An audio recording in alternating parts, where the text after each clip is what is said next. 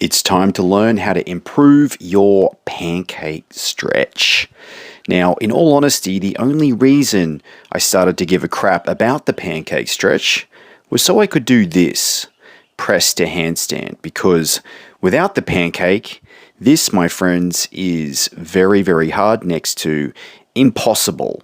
So before I started all of this mobility stuff, this is how my forward fold used to look, and trying to do a straddle press to handstand from there is very, very hard. So I wanted to get a better pancake stretch. So in this video, I'm going to walk you through some of my favorite drills to get a better pancake.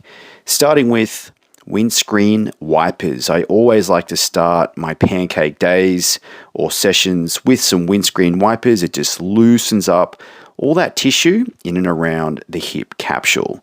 From there, I like to move to this awesome 90-90 stretch with a twist, because you'll be surprised at how much the rotation across the spine and the back actually helps to improve things like your forward fold.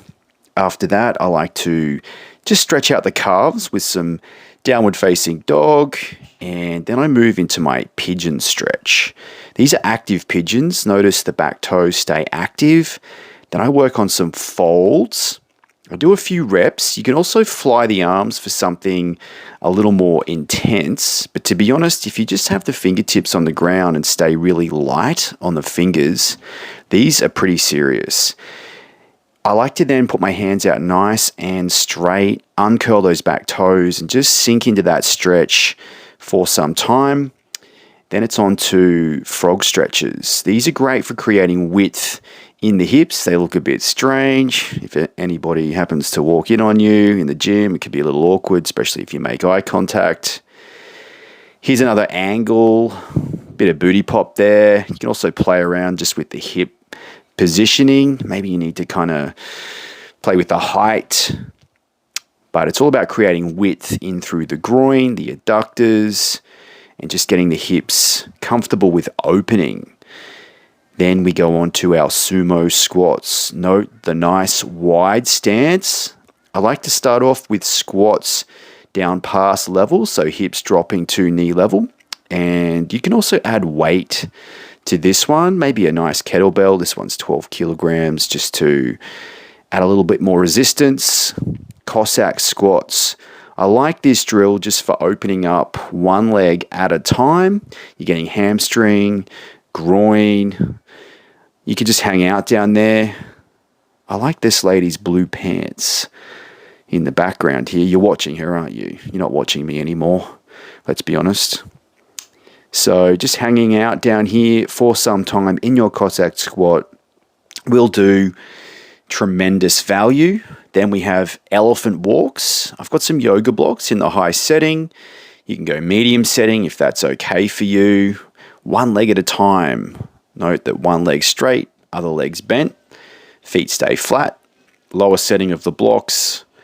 And this is all about creating length in the hamstrings and just starting to get a forward fold happening before we introduce straddle or width to the legs.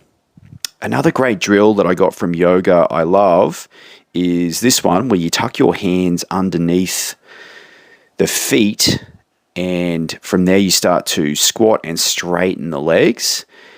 It really does wonders for improving the forward fold, hamstring length. I try to connect my belly to the tops of my thighs. Just good for a better forward fold if you want to work on press to handstand as well. Now we introduce some width, so a straddle fold. This is a standing pancake. I like to grip onto my ankles, and that just helps create some anchor points to hold on to.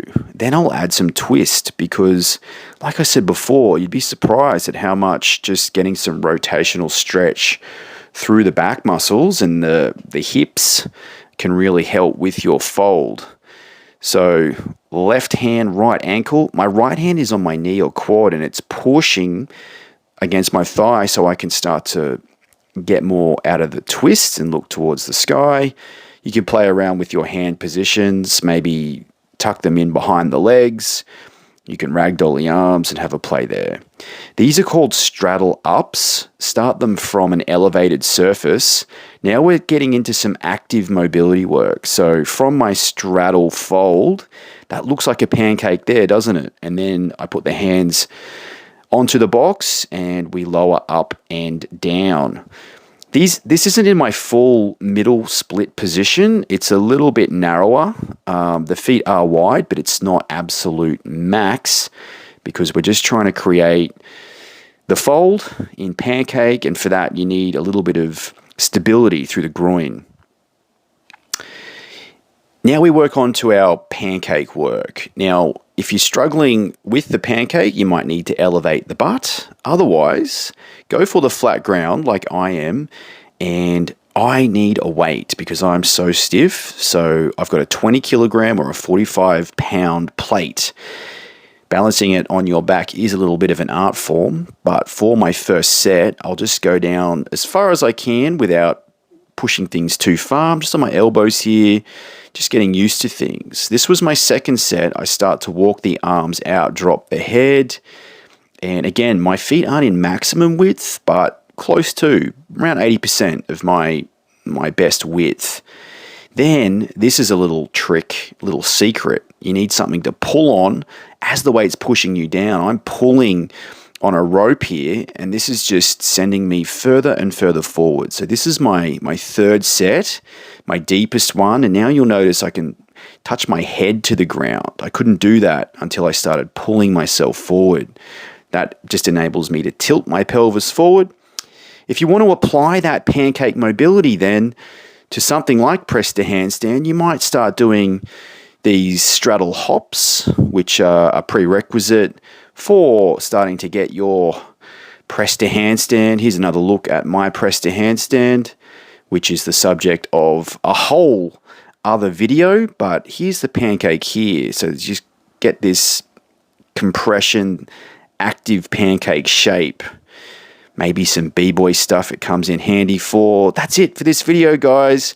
Subscribe, check out my other videos, and I'll see you in the next video.